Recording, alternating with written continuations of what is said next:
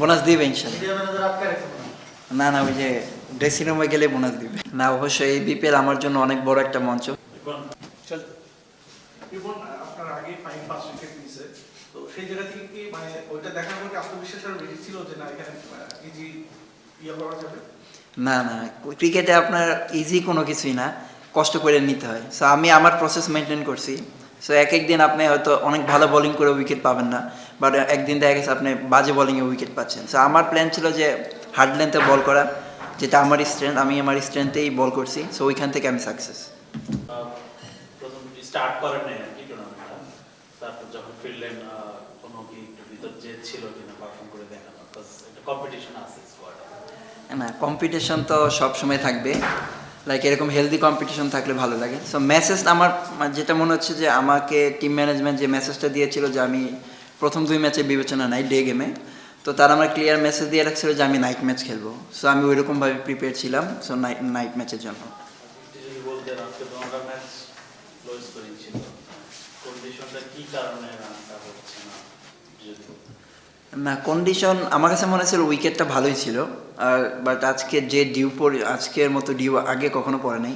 But low scoring হওয়ার কারণ হচ্ছে যে আমরা বলাররা ভালো জায়গায় বল করছি এবং লাইন মেনটেন করে বল করছে আর ওদের উইকেট নিতে পারছি।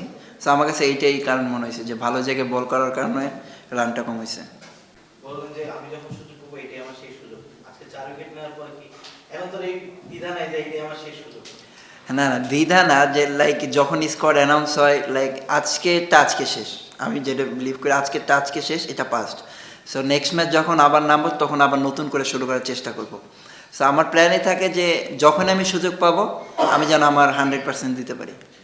ওই এশিয়া কাপ রাইজিং স্টার্সের ওই কনফিডেন্সটা কতখানি নিজের মধ্যে ক্যারি করেছিলেন দুই ম্যাচ বসে থাকার পরও আজকে ডেলিভার করতে পারলেন? না, কনফিডেন্স তো থাকে, লাইক একটা টুর্নামেন্টে হাইস্ট উইকেট টেকার ছিলাম আমি। সো ওইখান থেকে কনফিডেন্সটা আগের থেকে অনেকটা বাড়ছে। বাট আলহামদুলিল্লাহ যেভাবে শুরু করছি এটা আমাকে আরও কনফিডেন্স দেবে, যেহেতু সামনে আরও খেলা আছে। সো আমি যদি আমার এটা ধরে রাখতে পারি ইনশাল্লাহ ভালো কিছু হবে।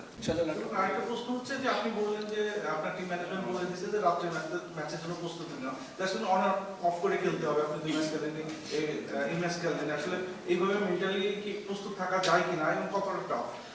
না, এরপরে কী হবে এটা আমি আসলে জানি না, বাট ফার্স্টে এটার মেসেজ ছিল লাইক অ্যাজ এ প্লেয়ার হিসেবে আপনি যে কোনো সময় জন্য রেডি থাকতে হবে। লাইক কম্বিনেশনের কারণে অনেক সময় অনেক কিছু ডিসিশন হতে পারে, সেটা ফরে যায় বা বিপক্ষে যায়। সো ওইটা নিয়ে ভাবলে না, অ্যাজ এ প্লেয়ার হিসেবে আমি যখন সুযোগ পাবো মনে হবে এইটা আমার শেষ সুযোগ। সো আমি ওইরকমভাবেই রেডি থাকি। রিপন বারবার রাইজিং স্টার্সের কথা আসছে, ওটা হচ্ছে বাংলাদেশ এই দল, তারপরে নেক্সট স্টেপটা কিন্তু ন্যাশনাল টিম। অবশ্যই কলটা ম্যানেজমেন্টে নিবে বা ও ম্যানেজার সিলেক্টর আছে তারা নিবে। আপনার জায়গা থেকে এই বিপিএলটা আপনার জন্য কতটুকু ইম্পর্টেন্ট? নেক্সট স্টেজে তো অবশ্যই যেতে চান, এই দলে ছিলেন, এখন তো সবাই ন্যাশনাল টিমে টার্গেট করবে। আপনি এই বিপিএলটাকে কিভাবে দেখছেন?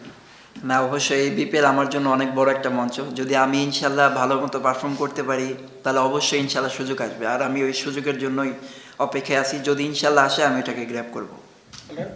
Thank you. Thank you. সব ধরনের খেলার খবর পেতে সাবস্ক্রাইব করুন। সঙ্গে থাকুন খেলার পাতার।